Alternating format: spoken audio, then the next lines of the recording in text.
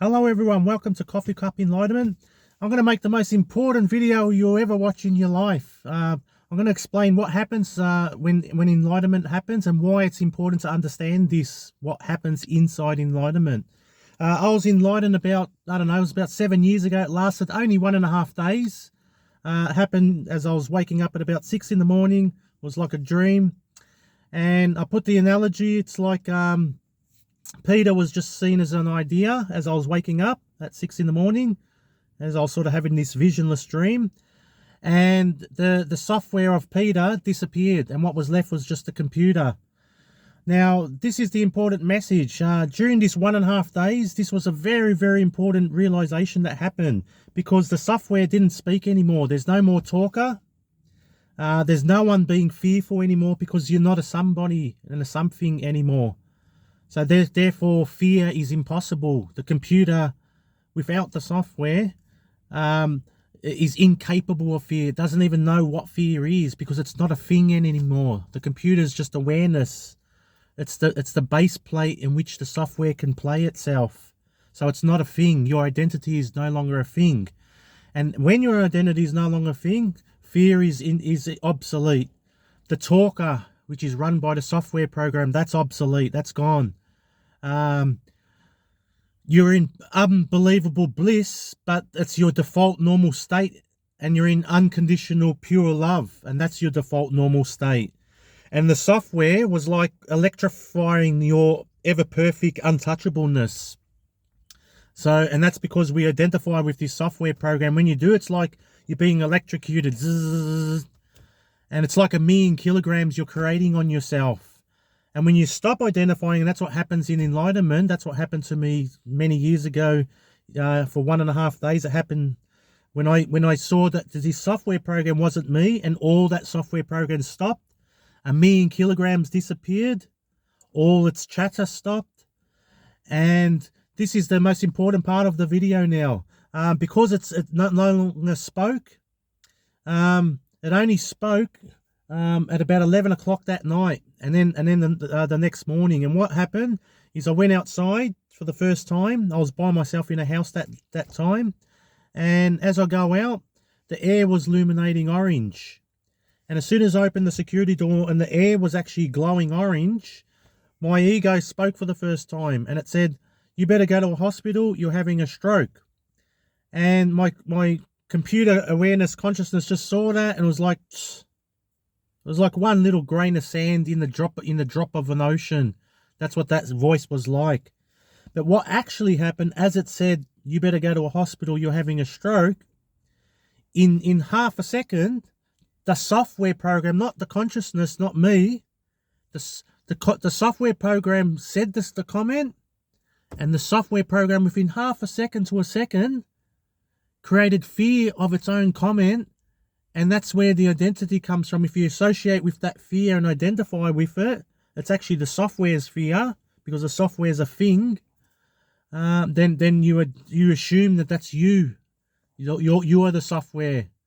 And this is the most important thing in today's video, is that this is what's going on in all of our lives. We're so in the software program, it's never-endingly speaking like monkey mind all day. And as it speaks, in half a second, it's reacting and being emotional, being disturbed, because we're undisturbable. We're incapable of being disturbed. We're untouchable. The software program is disturbed by its own comments. I'll say that again. The software program is being disturbed by its own comments, not us. And that is the most important thing to this video. And the reason why is because every single disturbance in our lives on TV, everyone that says every single conversation that's utterly spoken is saying that that's us being disturbed. And then we need to seek decades and decades of counseling to fix this broken, disturbed software program, which is a fictional ghost character. As Mooji says, "Let the ghost take the medicine. You are untouchable. You are ever perfect. You are immaculate." And this is, I'm not saying that we can believe this to be true. We might even, we can believe it to be true, but I'm not saying we can experience this to be true. We may get a bit of experience by believing it. It sounds sort of somewhat true, because we know our software ego program, it comes online and offline throughout the day. Sometimes we forget about, we're watching TV and we forget about our software ego identity software program, which is an illusionary identity. We forget about it. And then it comes back online again. And then it comes up monkey mind, and all its disturbances become our disturbances. We assume its disturbances is us. But we are untouchable. We are untouchable. Ever immaculate. Now, unfortunately, even for myself, I have to just believe that to be true, because I'm not enlightened. I go back into the identification with it every day, just like everyone else. But I do try to remind myself throughout the day that when my software program is getting disturbed and I'm believing in it temporarily, I think I remind myself, it's just a software program again. And each time I become more aware of it, each time it breaks the link in feeding it with our identification. And that's what's happened over the years. I've been doing mindfulness for about 20 years now, and that identity with this software has lessened. I no longer believe it to be strongly true. There are days, yes, I get absorbed by it, and I'm captivated by its spell again, because that's what it's doing. It's a software program. It's not us. It's assuming us. It speaks like us. It talks like us. It gestures like us, and then it gets disturbed by its own comments as if it's us. And it's so, no one in this world speaks about this, or there is many mindfulness teachers that speak about it, but no one else, you won't hear this anywhere else. But if it makes common sense what I'm saying, if I give some practical evidence, is that the things that used to make our software program cry when we were younger now make our software program laugh. That's because this software program's getting files deleted and upgraded every day. It's becoming a more mature being. This is me. I've evolved. I've matured. But you've got to remember, this is another very important perspective. When you were born, you had no software program. And in order to upload this software program, first you've got to learn language. So through words, your brain composites these words and it makes ideas, and then it starts taking snapshots and you make an identity out of these snapshots, and this is the pseudo software ego identity. And it gets formed at 2 years old. And then this is another important analogy or perspective to know. Who are we? Are we the 10-year-old ego when we were 10 years old? And you say, of course, that's me. But what about the 20-year-old now, the updated version, which, mind you, it's actually switching on and offline 100 times a day. So how can something that's gone, you're always here, the consciousness and the observer is always here. How can something that comes and goes be you? And then the answer to that is very simple. It can't be. The only thing that's constant in our lives is us, the consciousness, the awareness. It's the baseline of reality in which the software program can come in perspective and out of perspective. In perspective, out of perspective. That comes and goes is not us. This is the first rule of Buddhism. This is what Siddhartha Gautama did. He first tried to be enlightened. Him and his mates, for about 9 years, they thought, hang on, our ego, it's always whinging, it's always complaining. So we're going to do what the ego, our software program, doesn't like, and we're going to smile. So what doesn't the ego like? They starved themselves. They didn't talk. They just ate grass in front of them. They put their hand out and drank the rain. I think Siddhartha Gautama, he ate a bit of stone fruit and very minimal. He was anorexic. He had no voice box because him and his mates for 9 years, they didn't speak. And then they tortured themselves. So Siddhartha, his form of torture where he pulled his earlobe. So that's why when you look at those statues in Thailand, the Buddha statue, he's got stretched earlobes, the skinny Buddha. I'm not talking about that fat Buddha joke. And he did it like this.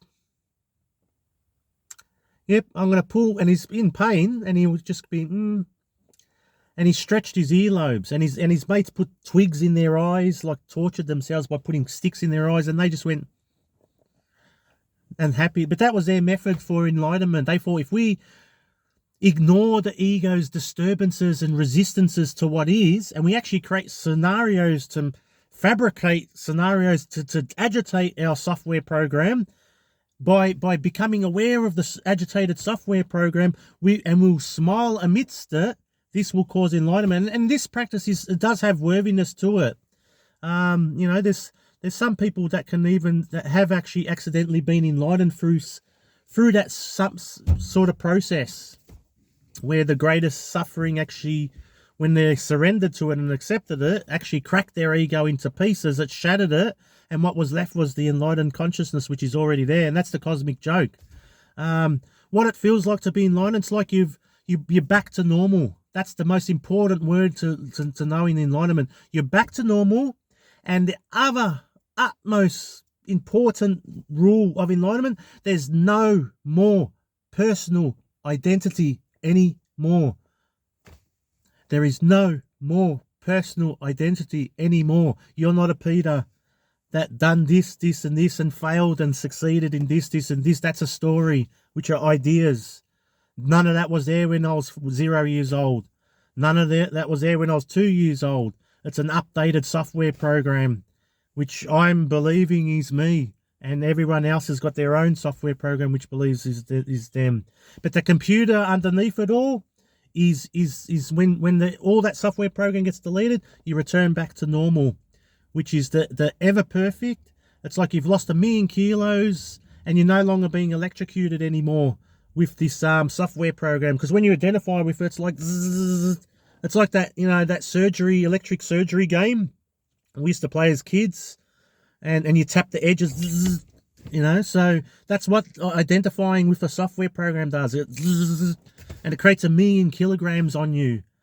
So and you live your life gradually zapping yourself more and more each day. The more you identify more and more, and you're subdued under its spell, this software, and the whole world tells you are this software. The song lyrics tell you are this software. The TV series, not the priests, or maybe some priests do, but nearly everyone tells you that you are this software program, except for the mindfulness teachers, And but even Jesus says, he used to say, what did he used to say? Deny thyself. To me, I don't know, but there's other, some people have different interpretations of what that means. But for me, that's very clear and simple. Deny thyself is deny that bloody software program. You're not it. You are not a software program. And what's left, and this is another very important analogy, look around you at the birds.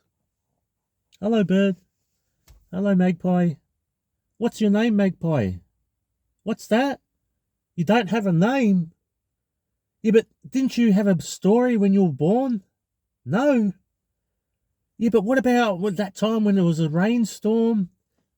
Didn't that become part of your software program? What's a software program, he's saying?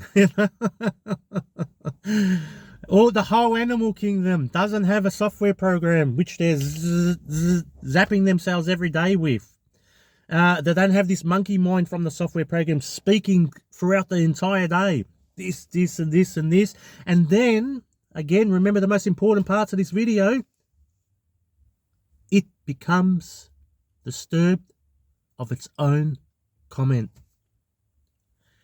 It becomes disturbed of its own comment. It, not us. There's a distinction. And that's why Buddha said, do not say, I am sad. The software program's sad, and because of all of its story, and it's designed for never-ending disturbance, because it's a software program. It's meant to be disturbed. It's not even alive. You are the alive one that's feeding it. You are the projector, and the film is feeding through you, which is the software. But you are not the film. You can exchange the film for any of them. And if you want to do personal development, get your old yucky software program, delete it, edit it, and make a positive one. But what this video is about is enlightenment or mindfulness. Just stuff the software program. It's not you. See if you can go out throughout the day and notice whenever your software program is getting disturbed, it's not you being disturbed. Whenever your software program is being disturbed, it is not you being disturbed. And then what's if enlightenment does happen, where this software program zoom and it disappears, you return back to normal. 1,000,000 kilograms is lifted. No more talker. You're like the magpie. She doesn't have a name. He, she is a pronoun, whatever. He, she, yep. I won't get into that. But yeah, so and yeah, so that's what mindfulness is about. See if it's possible. Yes, we're all bloody going to get pulled into the spell every day. We can't help it. That's fine. Don't let the software program beat you up, and don't identify it is beating itself up. It's not beating you up. Let it beat itself up if it's doing that. Smile at that. Make up your own mindfulness techniques throughout the day. Whatever it takes. The key word to enlightenment, no more identification. Look at it. Whatever's making activity isn't you. Whatever's thinking, speaking, reacting to its own thoughts isn't you. Whatever is disturbed is most definitely not you. And as you bring awareness to all this within you each day, go about your life, do your normal shit. And but as you bring your awareness to this activity, your awareness grows. You use the very thing that caught you in a spell to take you out of the spell, which is to observe it, stand back and observe it, and feel your identity as this contentless, peaceful observer to the activity. That's who you are. You can make 1,000,000 different words for it. The awareness, the observer. You are the focuser. You are the movie screen in which the film is played on. You are whatever. You are the computer. You are not the software. Whatever the analogy, make up your own sentences to help you out throughout the day. And make it funny. Because the software program's so serious because that's meant to be serious. Ooh, it's always serious flavored and natured. And when you're enlightened, it's incomprehensible seriousness anymore. Everything's very, very, very peaceful, and your unconditional love, because there's no one that was a victim anymore. You can't be a somebody. So there's just pure and utter love. That's what it felt like. It felt like I could have got slapped in the face that day for that 1.5 days, spat at, and there would have been just love, and I wouldn't have been in la la land. It's just that's what I felt. It was effortless. It was easy. It was pure normal reality. It was the baseline of normalness. The normalness that we've forgotten about because we've been electrocuting ourselves in software. Anyway, that's shit. What are we up to? 18 minutes. I was hoping to do a 1-minute video, but maybe another time. Thanks, guys. See ya.